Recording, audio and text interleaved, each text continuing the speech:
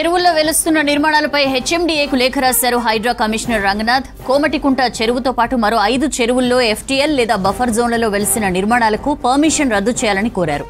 మరికొన్ని చెరువుల్లో ఎఫ్టీఎల్ లేదా బఫర్ జోన్లలో ఇచ్చిన పర్మిషన్లు రీవెరిఫికేషన్ చేస్తే బాగుంటుందని సూచించారు రంగనాథ్. చెరువుల్లోని నిర్మాణాలకు పర్మిషన్ పై హెచ్ఎండీఏకు హైడ్రా కమిషనర్ రంగనాథ్ రాసిన లేఖకు సంబంధించి వివరాలు తెలుసుకుందాం. ధనరాజ్ మనతో లైవ్ లో జాయిన్ అవుతున్నారు. ధనరాజ్, రంగనాథ్ లెటర్ లో ఏ అంశాలు ప్రస్తావించారు?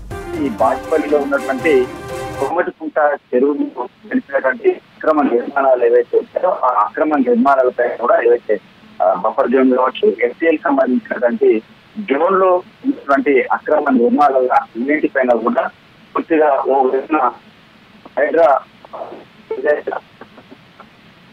తీసుకుంటుంది, పూర్తిగా కొనసాగిస్తున్నాం. మరోవైపు చూసినట్టయితే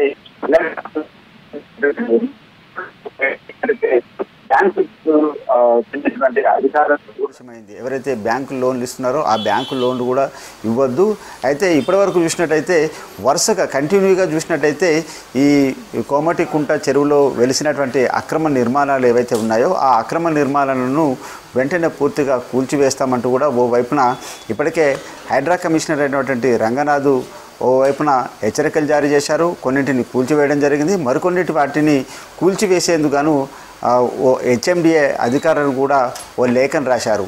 ఇప్పటి వరకు సంబంధించినటువంటి కూల్చివేతలకు పరంపర కొనసాగుతున్నటువంటి క్రమంలోనే ఇక బఫర్ జోన్లు ఎన్నున్నాయి, ఎఫ్టీఎల్కి సంబంధించినటువంటి జోన్లో ఏ విధంగా నిర్మాణాలు చేపట్టారనే విషయాలపైననే ఇప్పటికే హెచ్ఎండిఏకు లేఖ రాశారు. ఆ తర్వాత గత 2 రోజుల క్రితం చూసినట్టయితే కూడా బ్యాంకుకు కూడా లేఖలు రాయడం జరిగింది. ఎవరైతే ఎఫ్టీఎల్ బఫర్ జోన్లో నిర్మాణాలకు చేపడుతున్నారో వాటన్నిటిని కూడా పూర్తిగా సరిచూసుకోవాలి. ఈ లోన్లకు సంబంధించిన వ్యవహారం పైన కూడా రంగనాథ్ వారితో కూడా సమావేశమయ్యారు. మొత్తం మీద చూసినట్టయితే హెచ్ఎండిఏ పరిధిలో ఉన్నటువంటి ఈ అక్రమకు సంబంధించిన నిర్మాణాలు కావచ్చు, హైడ్రాకు సంబంధించినటువంటి పరిధికి సంబంధించిన వ్యవహారాలపైన కూడా దాని పరిధిని పెంచుకుంటూ పోవడం జరుగుతుంది. ఏదైతే ఔటర్ రింగ్ రోడ్డుకు సంబంధించినటువంటి పరిధి ఏదైతే ఉందో ఆ పరిధికి సంబంధించి పెంచే యోచనలు కూడా ఓవైపున ప్రభుత్వం ఉంది. ఈ క్రమంలోనే హైడ్రా మరింత కూడా చాలా వరకు కట్టుదిట్టంగా కూడా పనిచేయాల్సినటువంటి బాధ్యత తమపై ఉంది. కాబట్టి ఇక ఆ హెచ్ఎండిఏ సంబంధించినటువంటి పరిధిలో ఏవైతే అప్రూవల్ పొందినటువంటి అక్రమ నిర్మాణాలు ఏవైతే ఉన్నాయో వాటిపైన కూడా తగినటువంటి లేఖ రాయడంతో అక్కడ ఉన్నటువంటి చెరువుల్లో నిర్మాణమైనటువంటి ఎఫ్టీఎల్ బఫర్ జోన్ మరోసారి కూడా యాక్షన్ ప్లాన్ ఉండబోతుందని కూడా తెలుస్తా ఉంది. మూసీ నది ఒడ్డున కూల్చివేతలపై ఫోకస్ పెట్టారు అధికారులు. హైదరాబాద్ సెక్రటేరియట్ లో మున్సిపల్ శాఖ principal secretary Danakishore, HYDRAA commissioner Ranganath, GHMC commissioner ఆమ్రపాలితో పాటు పలువురు అధికారులు భేటీ అయ్యారు. మూసీపై 13,000 అక్రమ నిర్మాణాలున్నట్లు ప్రాథమికంగా గుర్తించారు అధికారులు.